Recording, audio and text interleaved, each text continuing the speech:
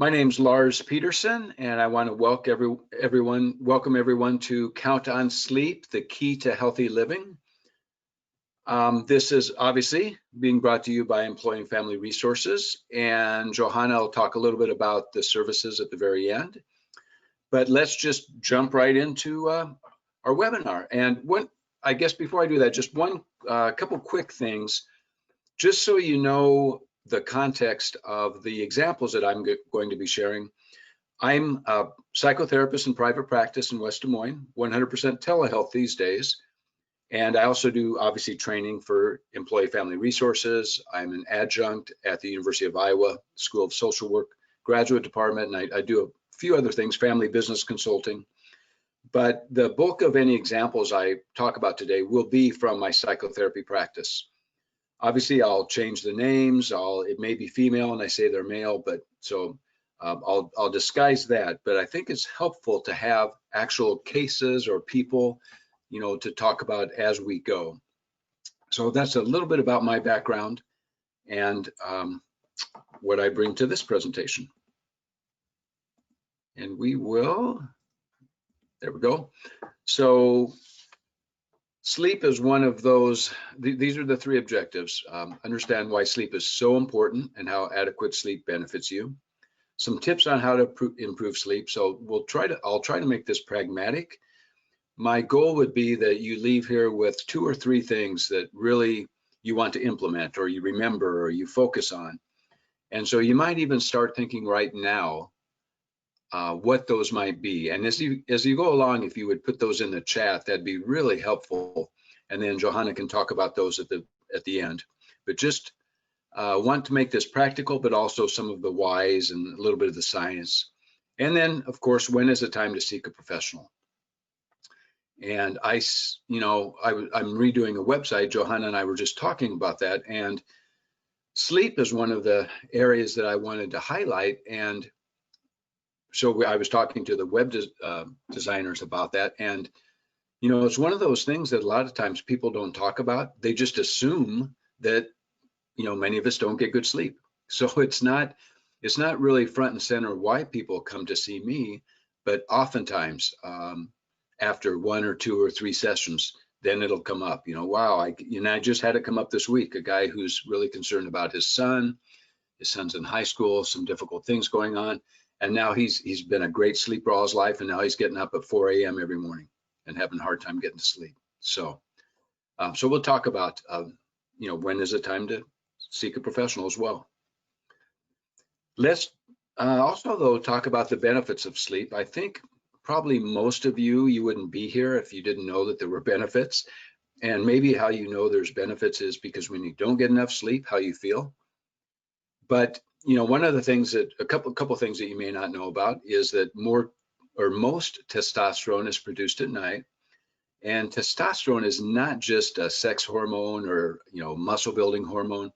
It's important for motivation, cognitive function, heart health, and females and males both have testosterone. 70% of growth hormone is released during sleep, so that's important for burning fat, increasing muscle, decreasing our recovery time from exercise. So a lot of benefits also from the growth hormone. Prevents weight gain. Maybe some of you have noticed when your sleep is really poor that you tend to gain weight. That's a byproduct. Sleep has been shown to improve immune function, something really important and on the minds of many right now in terms of their immune system. And I think that's why you're seeing more and more podcasts featuring sleep as a way to strengthen the immune system during COVID. So the cognitive function, again, think about a time where you've just not been able to sleep well for whatever reason that is. And maybe it's gone on for a few days. And you have that brain, I'm guessing almost everyone has some kind of brain fog. It's hard to really call things up. I know when my sleep's not as good, I can't recall names quite as well. I'm trying to think of, the other day, I'm in a book club and I was trying to think of the book we just read the last time before the one now, and it wouldn't come to me. And I was just just a little foggy from not having as good a sleep. So cognitive function is a main benefit of sleep. and then improving athletic and physical performance. I'll talk about this, and I'm going to circle back for just a moment. But so sleep is really a balance of two different systems, and I'm going to talk about these because it's helpful to know a little bit about how sleep works so that you can make educated decisions on how to improve your sleep. So sleep drive is much like hunger drive. It increases throughout the day, just like hunger increases the longer we haven't eaten. And there's a hormone called adenosine that's involved, or adenosine. Caffeine blocks adenosine in most people. That's how we stay alert when we drink caffeine. And we're going to talk about how to use caffeine in a way that's not sleep, isn't to the detriment of sleep later on. Along with sleep drive, then we have the circadian rhythm, or our biological clock, and melatonin interacts as we get closer and closer to sleep. Melatonin increases, cortisol decreases. When we're getting closer and closer to waking, then melatonin is decreasing, cortisol is increasing. So, and we'll also talk about the importance of light and getting light early in the day to make sure that our circadian rhythm is set in a helpful way. I want to circle back to one thing, and that's just last night I was reading a newsletter, and in that newsletter they were talking about some studies with adolescents, I think pretty transferable to adults. And one of the reviews found, I'll just go ahead and read this. I just found it last night and printed it. Significant associations between excessive social media use and poor mental health outcomes, and between poor sleep quality and negative mental health. Another recently published study found that adolescents who experience difficulty sleeping are at higher risk of developing symptoms of anxiety and depression, and that this relationship is strongest among adolescent girls, which is interesting. And also then a third study found that girls with persistent difficulty sleeping between the ages of 12 and 15 experienced higher rates of anxiety and depression. So kind of that same thing. So, and there's a lot of research about sleep and how it impacts our mental health, which we'll talk a little bit more about. So this is a survey with adults, and finding with more sleep. So this was over 8 days where they would ask adults, they would have them each day, how much did you sleep before, and how was the sleep? And they'd ask them a variety of questions. More sleep equals higher levels of positive emotions, lower negative. On days when there was a stressful event, many days for many of us these days, positive emotions decreased less. So positive emotions went down less. And when good things happened, a greater boost in emotions. And so these were more pronounced, not less, but more pronounced in people who had chronic health conditions. So where it was really important in sleep. And this was published in Health Psychology, if anyone wants to take a look at it. But, you know, that's pretty indicative of a lot of the other research that I saw when I was preparing for this presentation. COVID and sleep, 139 million Americans, I mean, do the math, it's, you know, roughly a little less than a third, admitted that the pandemic has caused them to stay up later than they used to. I have a client, we'll call him Joe, and his biggest problem with sleep isn't, well, he's got a couple, but his biggest problem is getting to sleep at the same time every night, or at least at a relatively good time every night for him, good time for him. And he has this urge, you know, he wants to get all this stuff done, and he's got all these interests. And so he pushes it and he pushes it, and then he goes to bed late, then he doesn't sleep well. Right now, the pandemic's causing that among many of us, pandemic anxiety. 55% of Americans felt like they were getting more restless sleep each night because of the pandemic, and almost 25% less sleep because that's the only time they have to themselves. I did another webinar on relationships, And this reminds me of the Dan Hicks song, "How Can I Miss You When You Won't Go Away?" So, so for some of us, we're with our kids, our families, we're trying to juggle all these things. Maybe our kids are in school, and this is our time for ourselves, but it impacts our sleep. This is from the director of the Indiana Sleep Center, and what he's made a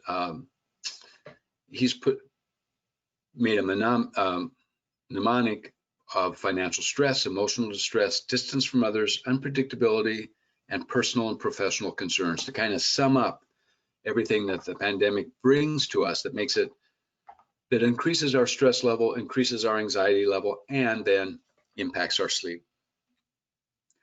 So we're just going to cover this real briefly again because of our time, but we have built into us this finely tuned threat detection and reaction system.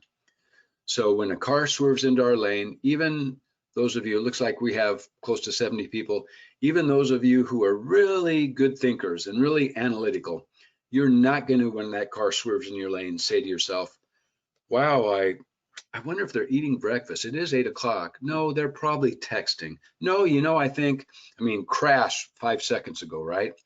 So our threat system is finely tuned, and it's going to make sure that adrenaline and cortisol is coursing through our system and helping us react to whatever we need to react to. And I'm saying react, not respond, because this is just like this. It's unconscious, it's implicit, and it deals with the threat: fight, flight, or freeze. So how about threat system and sleep? Well, we're surprisingly able to bounce back and regulate ourselves when we have an acute or short-term stress. So we have something that happens, and maybe it's something happens at work and it's really stressful, but it's over in an hour and then it's resolved. Or maybe we're on a walk or I'm a bike rider, I'm out on my bike, a large dog somehow is off the leash and runs at me and tries to get me. So I've got all this adrenaline and cortisol, but an hour later, that's all pretty much back to normal. We're good with that short-term stress. Chronic stress, which COVID can be contributing to definitely these days, continual fight, flight, or freeze. We just can't turn it off. And if you think about it, a long time ago, way back, when we were out hunting and gathering and we forgot where the saber-toothed tiger lived, that was really bad. If we forgot where the red berries were, oh well. So it's natural for us to worry, to think, to is that dog coming back? Or is that going to happen again at work? Or am I going to get sick? Or are my parents going to get sick? Or my kids? Other chronic stressors, past traumatic events can be a chronic stressor, can put people in kind of a continual fight, flight, or freeze and make it hard to calm down. So all these things make it more difficult to calm down and be able to get to sleep. So let's talk about a bit of some antidotes or some ways to help this issue. And I realize I'm going pretty quickly. Again, it's a big topic in a short amount of time. So I'm trying to make this, especially from here on out, as practical as possible so you have some tools to take away. Mindfulness, lots of research on mindfulness these days, and it's been shown to improve sleep quality and reduce daytime fatigue. Probably by eliminating or helping, not eliminating, that's the wrong word, but really helping people manage worry more productively. And when researchers compared sleep hygiene to mindfulness, they actually found that mindfulness practice improved sleep quality by nearly twice as much. So we'll be talking a little bit about sleep hygiene later and some practical tips, but so mindfulness, and let's talk about what mindfulness is. Just being here, being present. This is really the definition I use with most of my clients. Paying attention to the present moment right now with curiosity and openness. It's not living in the past. It's not living in the future. So easy to do. And it's not that there's not times to do that, but then it's intentionally doing that. It's using this brain of ours intentionally, rather than all these thoughts just kind of cascading through our mind that continue this kind of squirrel cage of worry, or hamster cage. So when we're in that threat system, the fight, flight, or freeze, we now know that mindfulness is helpful. We know also that being compassionate to ourselves is helpful. Beating ourselves up, being really harsh, internally, internal dialogue's not helpful. So how do we go from that threat system to more of a soothing system to help us get to sleep? There's a number of ways we can do that. One is through informal mindfulness practices. I'm going to lead you through a very short exercise right now and ask you to participate. And really, informal mindfulness just really is all about just being mindful right now. So I'm going to ask you to look around the room and just notice what you can see. Maybe there's some things that you didn't even know were there, or you just hadn't noticed for a while. Notice the sounds in your room. What's there? Note whatever you're sitting on. Notice what it feels like to sit in that chair or that couch or whatever you're sitting on. Your body sinking in, the touch. Notice the bend in your legs if your legs are bent. Notice your feet on the floor. See if you can drop your shoulders down from your ears just a little bit. Maybe you could, maybe you couldn't. So, and then informal mindfulness, for example, if you were brushing your teeth, it would just be fully there, feeling the toothbrush, tasting the toothpaste, when your mind was, oh, I got to do this today, and why didn't I do this, and why didn't they call me back? Maybe they don't like me anymore, da, da, da, da, da, da. It's just coming right back to whatever you're doing, brushing your teeth, cooking. And again, there's lots of resources. You could Google informal mindfulness or mindfulness during daily activities, and you'd get many, many resources that could help you take this further. So I'm just giving you a glimpse of some of these things. Coming to the senses is something I use with a lot of my clients. It's a grounding exercise where I ask, and I would, if we had a little bit more time, I'd ask you to find something red in the room, find something white, find these different things visually. I'd ask you to note several sounds, and then I'd take you through the body like we just did, only I'd ask you to, 5 different sensations. So again, a way to ground yourself, get back down to into the present moment. Google grounding exercises, oftentimes it's called the 5-5-5 or coming into your senses, anything like that should come up. Breath awareness, just being aware of your breath. And along with that, soothing breath. There's a growing body of research regarding just how important breath is. And that's really become a hot topic in about the last 6 months to a year. There's a lot of podcast webinars. There's functional medicine doctors, especially dentists, talking about the importance of nose breathing. Soothing breathing, or breathing that helps us get out of that threat system, is when we really slow down the exhalation, slow down all of our breathing. But maybe we breathe in for 3 or 4 and breathe out for 6, 7, 8. So we're just really slowing down that breathing. And that can definitely engage a soothing system and help us get out of the fight, flight, or freeze, especially if we practice it on a regular basis. Very good thing to do before bed.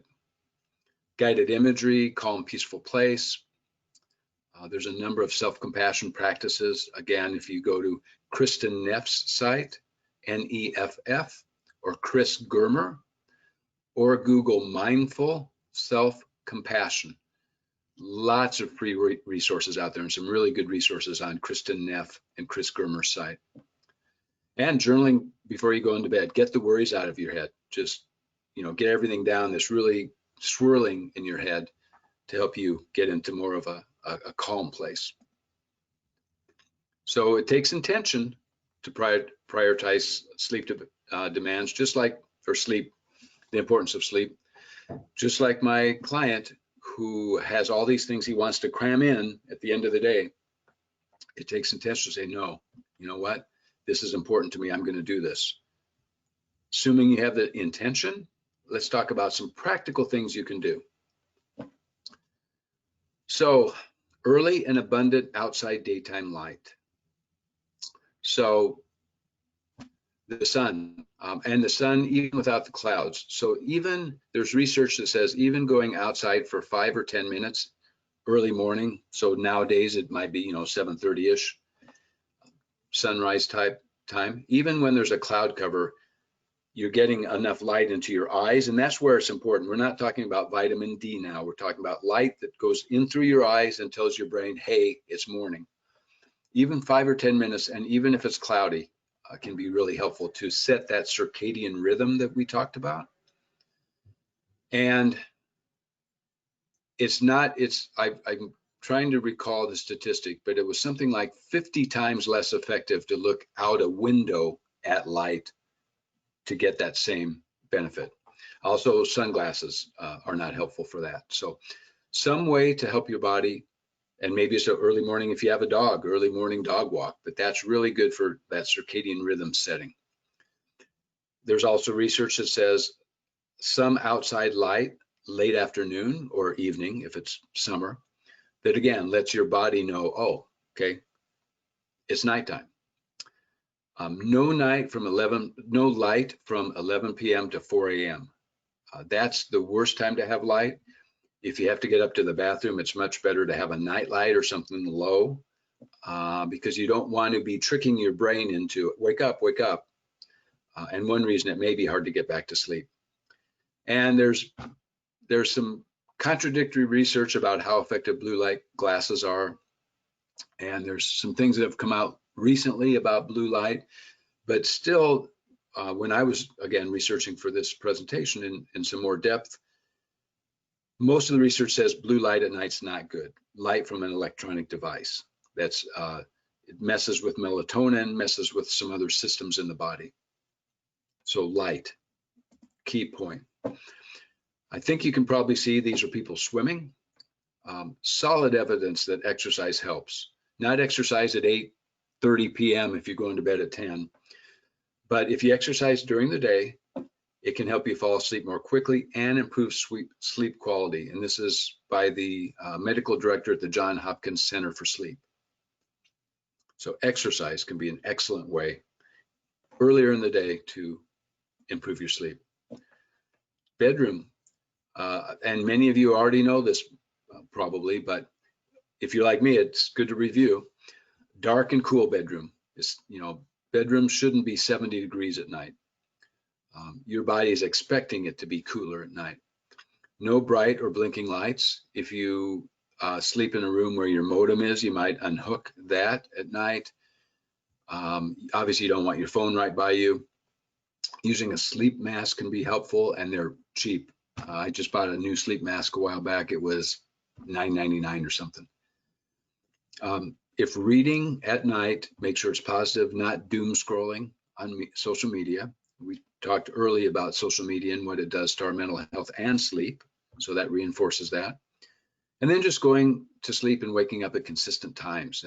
Maybe you can't do that because of a shift job you might have, but as much as possible having consistency so that your body can adapt. I'm a dog lover, and I realize that many people are, but there's ways, and many people have their dogs sleeping in bed with them. I just had a client I talked to today. Actually, she was upstairs for privacy, just kind of sitting in her bed, and her boxer wanted to get up, wanted to be right there with her. So she ended up moving downstairs because the boxer couldn't get up. But pets in bed, make it easy for them and less likely for you that you'll get woken up. Maybe it's a mini bed, or maybe it's on top of the bed. And make sure they stay on top of the covers so they're not going to disturb you every time they move or if they get up to move. And a lot of my clients that have dogs that do sleep with them report that that's an issue, that the dog's moving and trying to get sleep. Caffeine, we talked about it, how it blocks the chemical responsible for increasing sleep drive. And caffeine suppresses melatonin production. So aim to have your last caffeinated beverage by 2 p.m. This is an interesting statistic. It takes 8 hours to reduce the concentration of caffeine in your blood by 50%. Now, some people are less sleep or less caffeine sensitive. My mom could drink a cup of coffee literally, and she did, at 8:30 at night and go to bed, and she was fine. But that's definitely the minority. Most people are not that immune to the effects of caffeine. Alcohol, most common sleep aid in the world, but it reduces REM sleep, REM sleep. It's where your memory and storage sleep stage, and it moves you into lighter sleep, increases the amount of times you wake up. So again, takes 1 hour to metabolize one drink. If you're gonna have 2 drinks and your bedtime's 10, stop at 8. And that seems a little bit late to me. The earlier the better would seem to be a good rule of thumb with that. And I'm guessing many of us have paid the price for not following this and noticing how our sleep was impacted. So this is more of a reminder than anything. A sleep diary can be really helpful. And if you do seek a professional, which we'll talk about in just a couple of minutes when we wrap up, one of the things they may ask you to do is keep a sleep diary of when you go to bed, when you fell asleep, how long were you in bed before you fell asleep, when you woke up, when you got up. Basic sleep hygiene, use your bed for sleeping or romance, that's it. So you're not in there a lot of extra time. And just noticing the factors the day before. I use a sleep app sometimes, and it asks me the first of those 3 things every time when I use it. So sleep diary can be really helpful. So when to seek help?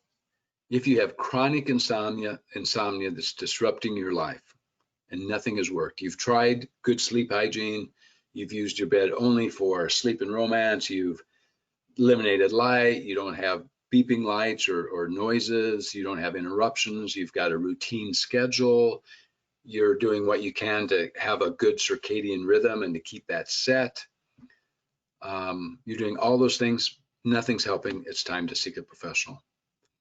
If you believe that you have sleep apnea, if there are stressors in your life that you're not able to manage, just keeping you up at night because you're so worried, or if past trauma keeps coming to the surface, because that's again sets that fight, flight, or freeze and makes it hard for us to fully calm down. And also may mean that you have nightmares, even flashbacks at night. So any of these things.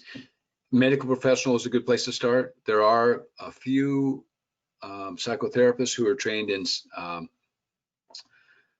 specific sleep techniques. Cognitive behavioral therapy has a branch that's devoted to helping people sleep better, and I think a CBTI. And it's part of it, what they do is they help you restrict your sleep. And so that your body gets used to, yes, I'm only in bed for 5 hours, but those 5 hours I'm sleeping, and then you gradually open that window up more and more and more.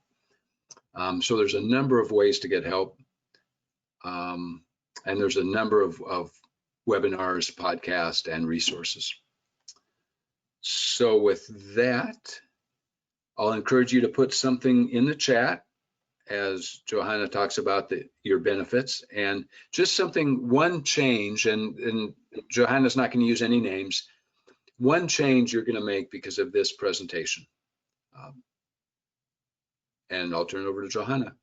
All right, thank you, Lars. Well, as you're thinking of that one change you're going to make, and as you share it, I'll just be going over the EAP benefits. So if you're joining us today and have EFR's EAP benefits, just keep in mind that we are here 24 hours to help you sort out anything that's going on in life. We always say life happens and we are here to help. So think of us as kind of a first resource or a first place to turn when you have a question about something. And that question could be related to mental and emotional health, your own, a loved one's. It could be related to filing your taxes or seeking out legal guidance. So we offer not just the in-person or virtual counseling sessions that most people traditionally think of when they think of an EAP benefit, but we also have financial consultation, legal consultation, elder and child care resources. So lots of great information from EFR. We are one phone call away.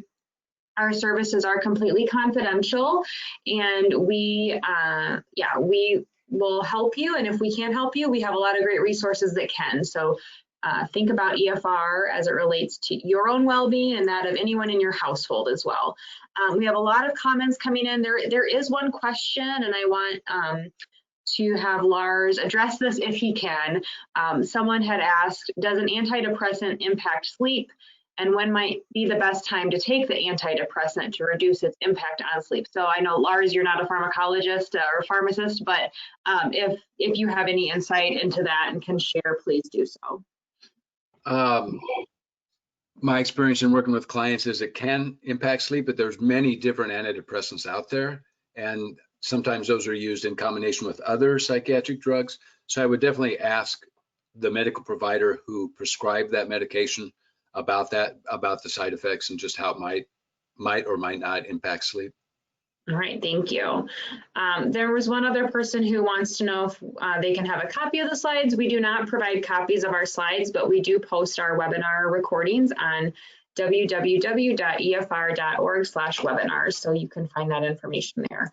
Okay, lots of great contributions. So we have people saying that they're going to reduce blue light at night, trying to set that regular bedtime, go to sleep at the same time each night, try a sleep mask, and maintaining bedtime routine on weekends. I think that's hard for a lot of people. They view the weekends as an opportunity to stay up later or sleep in, and that can really mess up your circadian rhythm.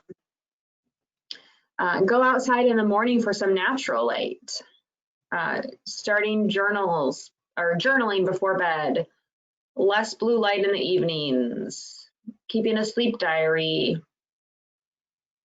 And then one person wants you to repeat the sleep diary factors. Like, what would someone want to include in the sleep diary? Okay, there are some suggestions at least. And, you know, depending on from this, you'll get an idea of how long you're in bed when you're not sleeping. You'll get an idea of how regular your schedule is. And also then, obviously, did exercise help, hurt? Did you do it too late? Each person might want to tailor this, obviously, but these are some real basic components. All right, thank you. Someone is asking, how many hours before bed should I stop looking at electronic devices? Most of what I've read and researched is 2 hours. Yeah, I'm on the same page with you there. That blue light really does have quite an effect on that, the pineal gland, right? The third eye that causes our sleep-wake cycle or our circadian rhythm to be affected. Yep. One person is asking, how would I overcome some isolation anxiety? Ooh. So maybe they're feeling some anxiety at night when they're alone. I would say reach out to EFR, use your EAP benefit. Yeah, I mean, that's a great question, and it's an in-depth question that would really, your unique circumstances would need to, you know, kind of come into the equation. Yeah, I would recommend you reach out to EFR and talk with one of our phone counselors, and then maybe get set up with in-person or virtual counseling just to talk through, you know, your personal circumstances. And then one person asks, how does watching TV affect sleep? Is this considered blue light? And yes, TV is considered blue light. So TV, video games, iPads, you know, tablets, phones, laptops. Yep. Back to the person who had the question about social isolation. One thing I do want to say is, whoever asked that, you're definitely not alone. I mean, that's something I hear a lot, and not just from my clients, from family members, and you know, and I feel that way sometimes. So that you're not alone in that one. And then someone is asking, for the early morning light, should you wear sunglasses, or is it best to see the light without them? Without them. Without them. Yep. And you know, so Lars and I are in the Des Moines area, and I know we have attendees from all over the country joining us today, but in Des Moines, it's been a very gray month, and today we have the sun shining, and I mean, last week I had such a hard time. I just kind of slept a lot more than I normally do, and it was just so so little natural light was in my life last week, and I really noticed it personally. So Yes. I think that that's something to kind of keep in mind, that sometimes you just need some sunshine, and if you're in the Midwest, sometimes that's not an opportunity. So maybe getting vitamin D levels checked at your physician, that could also be something that, and that's more along the lines of seasonal affective disorder, but sunshine, if you have sunshine where you are today, embrace it. Someone is asking, does the nightlight feature on your phone help with blue light effects? So, I don't know the answer to this, Lars. Do you know the answer? How effective the filter is that phones now come with, so that you're exposed to less blue light? I've read that it's effective, but I've never seen a study, so I don't really have a great answer. Yeah. It sure wouldn't hurt, but I don't know how effective it is. I also think that what people are exposing themselves to on their device can sometimes be just as harmful to their sleep as the blue light, so it's, if you're on social media, or if you're, trying to stay up to date with the news, that could be just as distracting to your sleep as the blue light. Someone asked, how would I get my vitamin D level checked? That'd be something you'd want to connect with your primary care physician on. Yep. I believe that's just through a blood draw with your primary care physician. One other thing I'll add, Johanna, that I didn't say, but there's a number of people who are using a tape you can buy to tape their mouth shut so they don't mouth breathe at night. There's research that says that's really helpful. I would just say, if anyone wants to do that, check with your medical provider first, because if you have apnea or if you have other things, you don't want to do that. But it's something that's gaining a lot of traction. I'm seeing a lot more about it these days, and even from dentists, because they're seeing that a dry mouth is not good for people. But it's not something you just kind of go off and do on your own. Right.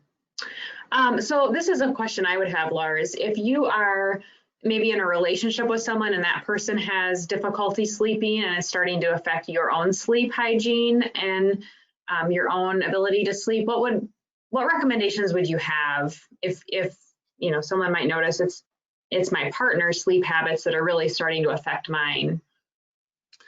Well, if it's snoring, that's one of the reasons mouth taping has started to become popular, is that seems to help that. And there's other devices for snoring. If it's movement, getting up a lot, those kinds of things. I mean, I suppose it's practical things like a bigger bed, sleep separately. There's just not good. And obviously, having a discussion with that person, if part of it is they come to bed 2 hours later than you do, and then they wake you up when they come to bed, so they're, kind of depends on what the problem is. I'd say communication first to see if there's a way. But it's interesting, and I think this happens as people get older. People sometimes sleep separately. Doesn't mean they don't love each other, but it just doesn't work. Right. And then someone is asking, what if you are just a light sleeper? You hear everything in the household when you sleep. Is that something that can be changed? My initial answer would say probably. I would guess it could. Just have to know all the, that's where the sleep diary or more in-depth work could, have to be taken to see. Yeah, I think talking with a sleep specialist, there are sleep studies that can show people if they're getting into the REM cycle, how deeply they're getting into the sleep cycle. So lots of great information, Lars, and so many questions and so much contribution from our audience today. So like I said, this will be up on our website by the end of the week. And we have a webinar coming up on February 17th, and it's called the Communication Map, and that's with Janet Tingwald. So information about that is also on our website, www.efr.org. Thank you so much for your time today, Lars. Thank you. Okay. Bye, everyone. Bye, everyone.